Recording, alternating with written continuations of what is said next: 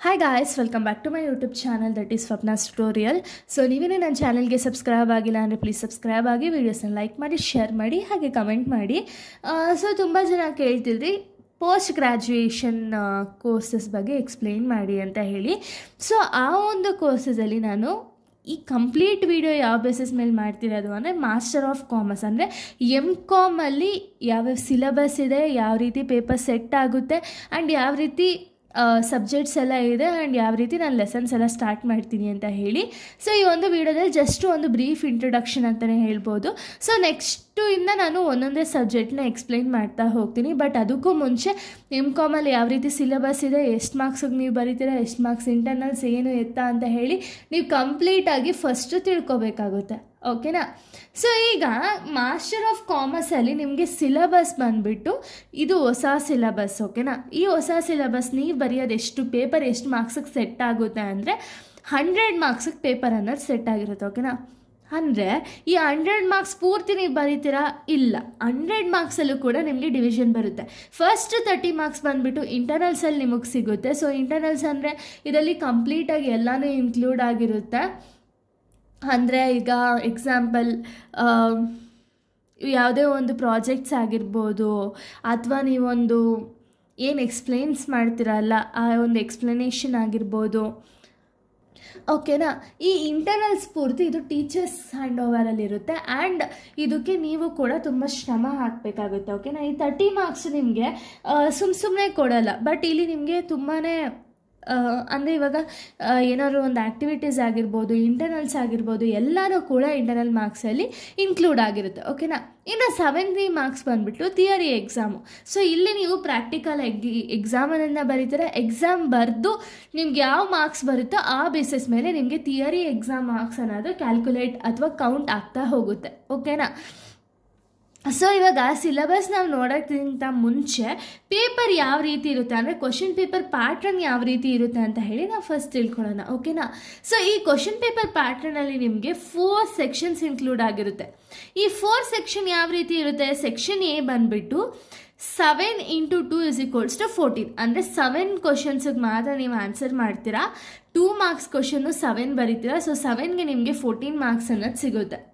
Next section B ಬಂದುಬಿಟ್ಟು 4 × 5 = 20 ಅಂದರೆ 4 ಕ್ವಶನ್ಸ್ನ attend ಮಾಡ್ತೀರಾ. 1 ಕ್ವಶನ್ ಬಂದುಬಿಟ್ಟು 5 ಮಾರ್ಕ್ಸ್ ಹಂಗಿರುತ್ತೆ. ಸೊ 4 × 5 = 20 ಮಾರ್ಕ್ಸಲ್ಲಿ ಅಂದರೆ ಸೆಕ್ಷನ್ ಬಿ ಅಲ್ಲಿ ನಿಮಗೆ 20 ಮಾರ್ಕ್ಸ್ ಸ್ಕೋರ್ ಮಾಡುವಂಥ ಅವಕಾಶ ಇರುತ್ತೆ. ಓಕೆನಾ. ಇನ್ನು ಸೆಕ್ಷನ್ ಸಿ ಬಂದುಬಿಟ್ಟು 2 × 12 = 24 ಮಾರ್ಕ್ಸ್ ಅಂದರೆ ಇಲ್ಲಿ ಒಂದು ಕ್ವಶನ್ ಬಂದುಬಿಟ್ಟು 12 ಮಾರ್ಕ್ಸ್ ಆಗಿರುತ್ತೆ. ಸೊ ಅದೇ ರೀತಿ ನೀವು 2 ಕ್ವಶನ್ಸ್ನ ಅಟೆಂಡ್ ಮಾಡ್ತೀರಾ, ನಿಮಗೆ 24 ಮಾರ್ಕ್ಸ್ ಸಿಗುತ್ತೆ. ನೆಕ್ಸ್ಟು ಸೆಕ್ಷನ್ ಡಿ ಬಂದುಬಿಟ್ಟು ಇದು ನಿಮಗೆ ಡಿಗ್ರಿಯಲ್ಲಿ ಇರಲಿಲ್ಲ. ಓಕೆನಾ. ಡಿಗ್ರಿಯಲ್ಲಿ ಯಾವ ರೀತಿ ಇತ್ತು ಅಂದರೆ ನಾವು ಯಾವುದೇ ರೀತಿಯ ಒಂದು ಸ್ಕಿಲ್ಡ್ ಬೇಸ್ ಕ್ವಶನ್ ಅನ್ನೋದು ಅಲ್ಲಿ ಕೊಡ್ತಿರ್ಲಿಲ್ಲ.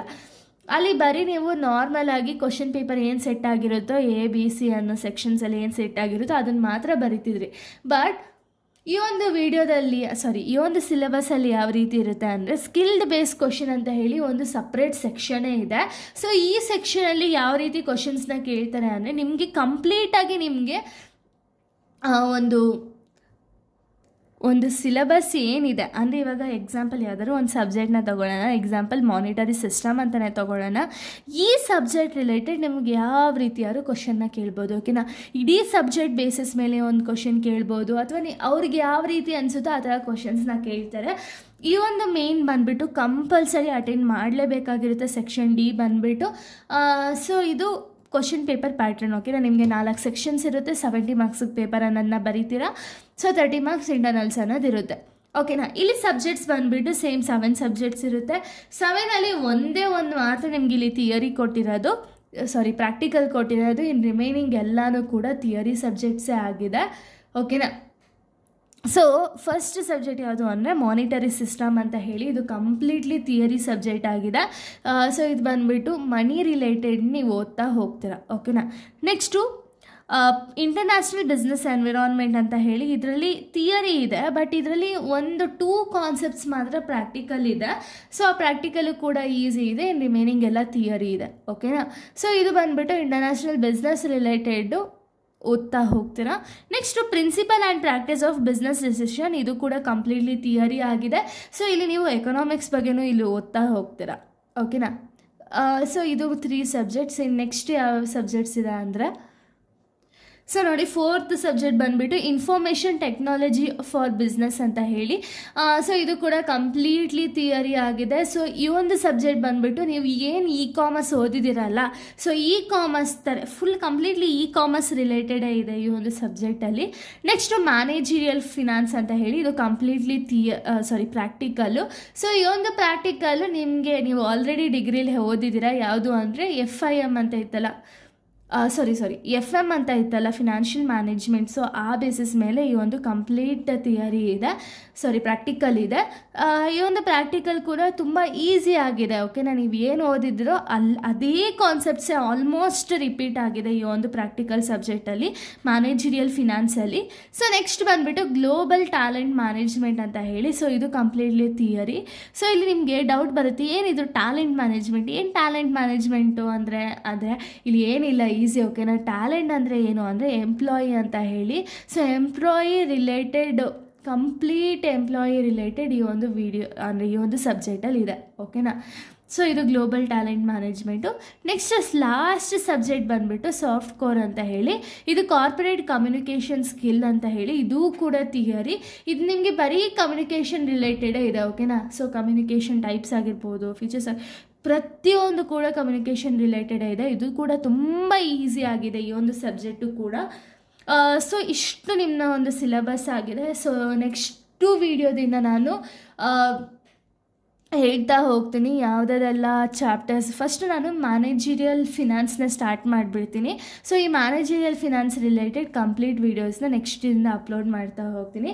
ಸೊ ಇನ್ನೊಂದು ಹೇಳಬೇಕು ಅಂದರೆ, ಪ್ರತಿಯೊಂದು ಸಬ್ಜೆಕ್ಟಲ್ಲೂ ಕೂಡ 5 ಚಾಪ್ಟರ್ಸ್ ಅನ್ನೋದಿದೆ.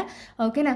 ಸೊ ಈ 5 ಚಾಪ್ಟರ್ಸು ಕೂಡ ತುಂಬ ಇಂಪಾರ್ಟೆಂಟ್ ಆಗುತ್ತೆ. ಸೊ ಇದು ಕಂಪ್ಲೀಟ್ಲಿ MCOM ಸಿಲೆಬಸ್ಸು.